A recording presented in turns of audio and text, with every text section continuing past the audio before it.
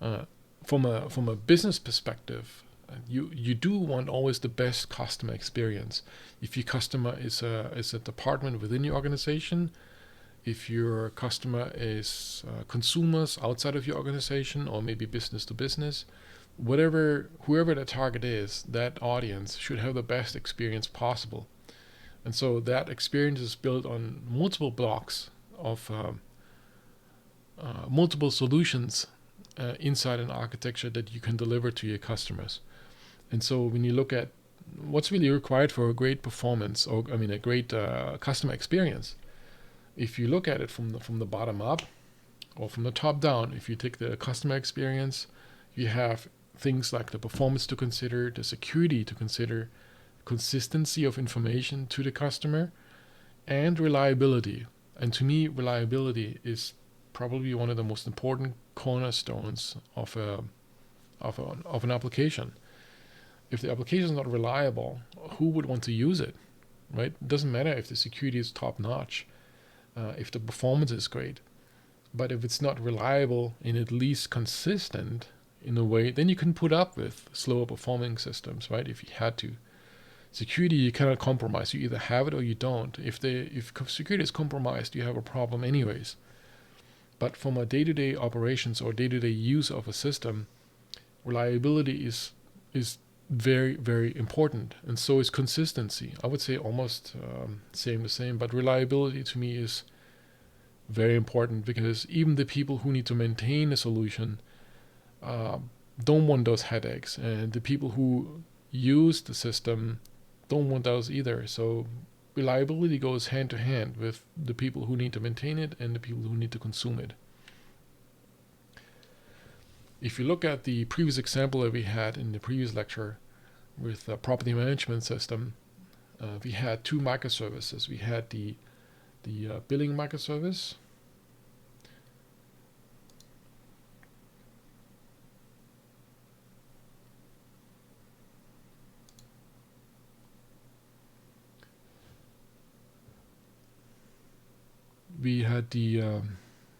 billing microservice over here. And in this case, we have another microservice, the property management service. And in this case, the service is down. It's not available. Something went wrong. And now it's really up to the people who maintain it and the operations people, if you do have some, like what went wrong? What if the system itself has two microservices and both are failing? That can be very devastating to a business, right? If your system is down, you don't want delayed revenue. You don't want that customer image or that image to be influencing the customer with a very bad impression. So you don't want unhappy customers. That's really your ultimate goal, right? You want happy customers. And so from a business perspective, you want to increase reliability, and by that, I always point out that there are points of failures you have in an architecture,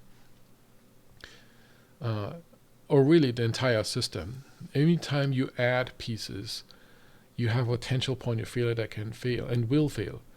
So your goal number one should be reducing the points of failures.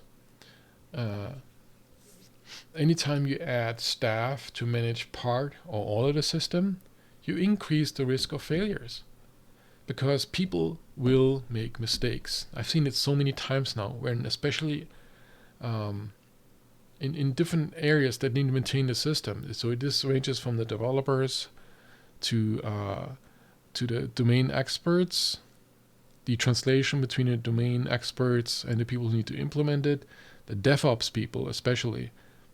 The more DevOps people you have in a serverless environment, a computing environment, you will have more mistakes being made. So ideally, from a small team perspective, this pizza team I spoke about earlier, from 1 to 5 people, to have full control of a microservice, it will reduce the point of failures, not just in the technical implementation, but in the process of maintaining it and delivering it reliably to your customers every time. So pay special attention to your DevOps folks. If you have too many people, seriously consider reducing the staff and take advantage of cloud computing in a much more efficient manner this way. For business agility, you want to use automation and cloud services and give the developers more access and control over cloud services. Now, this sounds a little crazy, but or a little dangerous maybe from a business point of view, but when it comes to being agile in whatever business you're in, whatever domain you're in, when you have too many folks, too many cooks delivering a system, the chances are that there are mistakes being made. So it's just natural, it will happen. Through automation, you can litigate some of these. Ideally, you want to reduce points of failures. It's not just technical side, keep in mind, consider the staff involved, the people involved in maintaining the system, and how you architected the overall solution. I can promise you there will be places where you can eliminate some of the operational costs, including staff that is no longer required, if you take advantage of the cloud computing power available. For example, I've seen cases where the DevOps team literally was a bottleneck to the engineering teams, a bottleneck on the overall solution. It doesn't matter what market you're in. Anytime you have a group of folks, it really doesn't matter if it's DevOps or database folks or different parts within a technical implementation. Whenever you need to do cross-team involvement and communication, the more people you have, the more complex it will get. There's a famous book about the number of people involved in delivering a solution, a technical solution. It's called the Mythical Man Month. Look it up. It's a fairly old book. It was created, I think, and updated in the 70s and in the early 80s. The Mythical Man Month. Please take a look. It's a short reference type book. I don't have it with me here, but take a look and you see what I mean by increasing the number of people to deliver a solution. It's not really helpful. So it is more efficient to have a small team delivering small, precise solutions. Microservices, ideally. Serverless computing requires no on-site staff DevOps. And this is the point I'm trying to make, that your cloud provider, if it's AWS, Google Cloud, or Microsoft Azure, AWS is your DevOps. Serverless computing requires no on-site staff DevOps. AWS is your DevOps. Think about this. In the last 30, 40 years or so, the hardware was extremely expensive. Hardware is becoming cheaper and cheaper and cheaper. But the time of your employees, your staff involved in delivering these solutions has been increasing steadily. And so it makes perfect sense that if you can reduce your staff and really optimize and design for the cloud, that your cloud provider is your DevOps. It takes a little more time to explain this in detail, and you'll see this in the other courses where we actually implement it. It really has to do with, because cloud providers nowadays, all top three of them, AWS, Google, and Azure, have so many services available that you can compose a system very easily through these services. Much, much more complex systems as well. It's just how you put these services together, these components, and the parts that you actually need to build and code.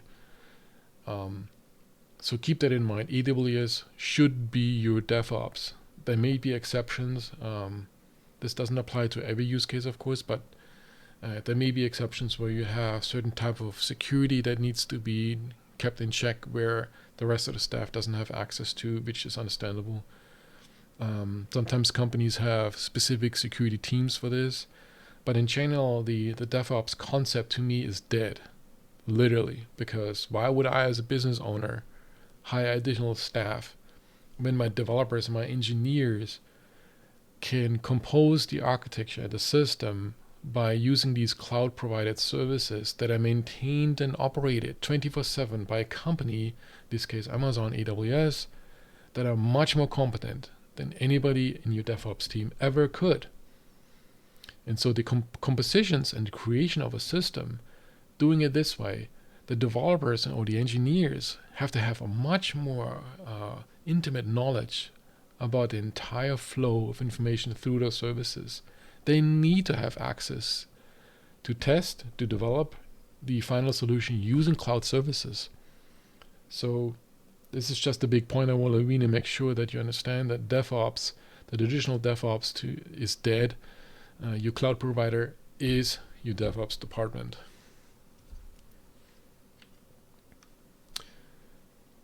Also from a business perspective, you really don't have no capital investments. And so you only pay what you use. This is a huge advantage, right? When traditionally, when it was in such a way where you had organizations coming up with business strategies, business goals, certain things that the business wants to achieve, and many years ago, really. And so it was that the business sets the goals, and then comes to the IT department or to the part of the organization where you can have engineers implementing, following the business strategy. A lot of companies today, they just go the other way around. They're looking at the engineering department or the IT department or whoever can create these solutions and saying, okay, what are the capabilities and what we can take advantage of using cloud information and cloud services?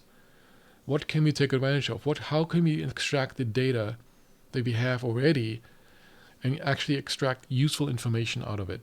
Not just data, but useful information that the business can use.